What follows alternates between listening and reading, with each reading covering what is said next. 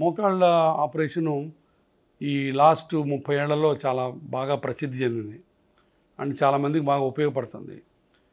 ఎక్కువ మందికి అవగాహన వచ్చింది మోకాళ్ళ ఆపరేషన్ గురించి.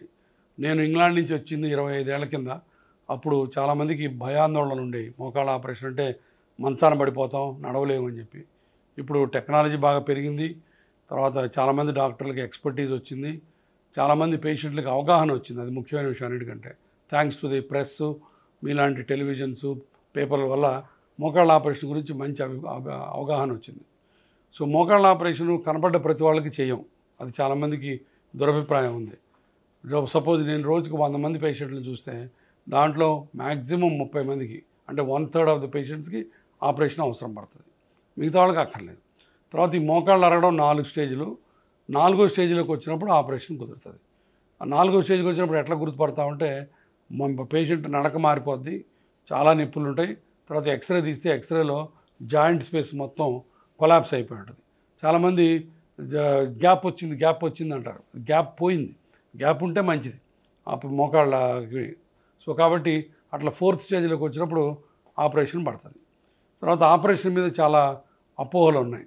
ఆపరేషను సక్సెస్ కాదని, చీమ్ పడుతుందని, పేషెంట్ 3 నెలలు బెడ్లో ఉండాలని. ఇవన్నీ కూడా తప్పులు.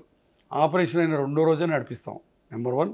నెంబర్ 2, ఈ ఆపరేషను ఎక్స్పీరియన్స్డ్ చేతుల్లో మంచి హాస్పిటల్లో చేయించుకుంటే 99% సక్సెస్. అంటే 100 మందికి చేస్తే 99 మందికి సక్సెస్ అవుతుంది. సో ఇంత సక్సెస్ రేట్ ఉన్న ఆపరేషను మెడికల్ ఫీల్డ్లో చాలా తక్కువ. తర్వాత 2వది, ఇవాళ ఆపరేట్ చేస్తే రేపు నడిపిస్తాం. ఇప్పుడు దీంట్లో లేటెస్ట్ రోబోటిక్ టెక్నాలజీ వచ్చింది. దాంతో చేస్తే ఇంకా బాగుంటుంది. దాంతో చేయడం వల్ల 3 మెయిన్ అడ్వాంటేజెస్. 1, నొప్పి తక్కువ ఉంటుంది కంపారిటివ్గా. నెంబర్ 2, రికవరీ ఫాస్ట్గా ఉంటుంది. 3వది, మడత ఎక్కువ ఉంటుంది. కాబట్టి దాంతో కింద కూడా కూర్చునే అవకాశాలు ఉంటాయి. సో ఇవి రోబోటిక్ అసిస్టెడ్ నీ రీప్లేస్మెంట్లో కొత్త మార్గాలు. తర్వాత రోబోటిక్ చేస్తే అట్లా సార్ మీరు చేయరా అని అడుగుతారు చాలామంది. రోబోట్ ఆపరేషన్ చేయదు. రోబోట్ అసిస్టెడ్ అంటే నేను చేసే ఆపరేషను నా ఎక్స్పర్టీస్కి ఖచ్చితత్వాన్ని అంటే ప్రెసిషన్ని రోబోటిక్ ద్వారా తీసుకొచ్చుకోవచ్చు. అంటే కరెక్ట్గా 2 mm కట్ చేయాలంటే 2 mm కట్ అవుతుంది. కాబట్టి అది రోబోటిక్ అసిస్టెడ్. ఈ రోబోటిక్ అసిస్టెడ్ నీ రీప్లేస్మెంట్స్ వచ్చిన తర్వాత పేషెంట్కి చాలా బెనిఫిట్ వచ్చింది. నొప్పి తగ్గుతుంది, రికవరీ చాలా ఫాస్ట్గా ఉంటుంది.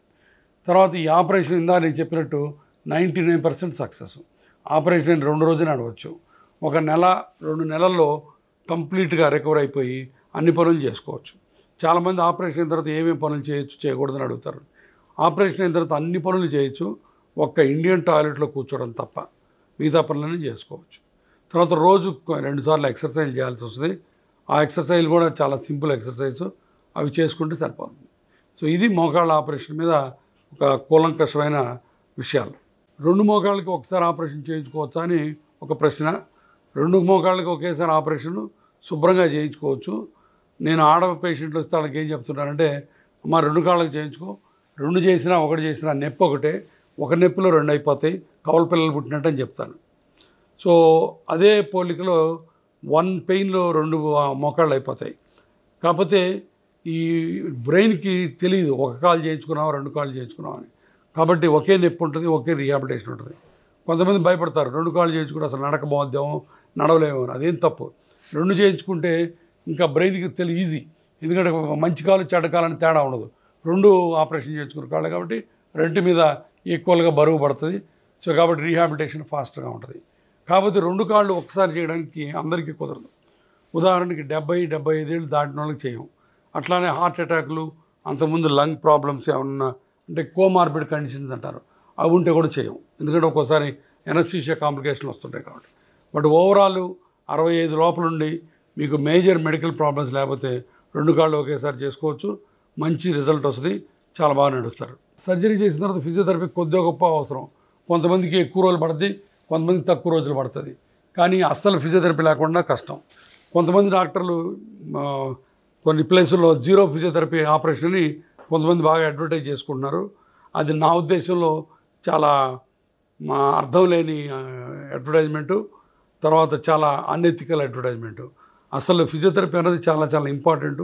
Every doctor in the world who does a joint replacement ఈ విషయం అర్థం చేసుకోగలుగుతారు, ఆ విషయం చెప్తారు. కాబట్టి 0 ఫిజియోథెరపీ అనేది లేదు. ఫిజియోథెరపీ కంపల్సరీ కావాలి. కాకపోతే ఫిజియోథెరపీ మీరు ఎంత రిలాక్స్డ్గా ఉంటే అంత రిలాక్స్డ్గా నొప్పి తక్కువగా ఉంటుంది. ఆపరేషన్ అయిన తర్వాత సాధారణ జీవితం గడపడానికి 1 మంత్ చాలు. 1 మంత్ తర్వాత అన్ని పనులు చేసుకోవచ్చు, ఒక ఇండియన్ టాయిలెట్లో కూర్చోవడం తప్ప. 2వ రోజు నుంచే నడవచ్చు. చాలామందికి బెడ్ ప్యాన్ భయం ఉంటుంది, అవి కొడుకులతోటి కోడలతోటి బెడ్ ప్యాన్ పెట్టించుకోవాలని. అది కూడా అక్కర్లా. ఆపరేషన్ మండే అయితే మండే ఈవినింగ్ కానీ ట్యూస్డే మార్నింగ్ కానీ బాత్రూమ్ మీ అంతా మీరు వెళ్ళచ్చు with the help of walker. ఈ వాకర్ తీసేసి కర్ర కూడా తీసేసి మళ్ళీ మామూలుగా మనలాగా నడవడం, మళ్ళీ భాంగరా డ్యాన్స్ చేయడానికి కనీసం 6 వీక్స్ పడుతుంది. అది కూడా డిపెండ్స్ ఆన్ ద పేషెంట్. నాకు తెలిసిన పేషెంట్ కొంతమంది ఓల్డ్ పేషెంట్లు 80 ఏళ్ళ వాళ్ళు 1 మంత్లో జమ్ అని తిరిగే వాళ్ళు ఉన్నారు. కొంతమంది 60 ఏళ్ల పేషెంట్లు 2 నెలల దాకా ముక్కుతా ములుగుతూ ఉండేవాళ్ళు ఉంటారు. So that depends on the patient psychology and his ability to inspire himself.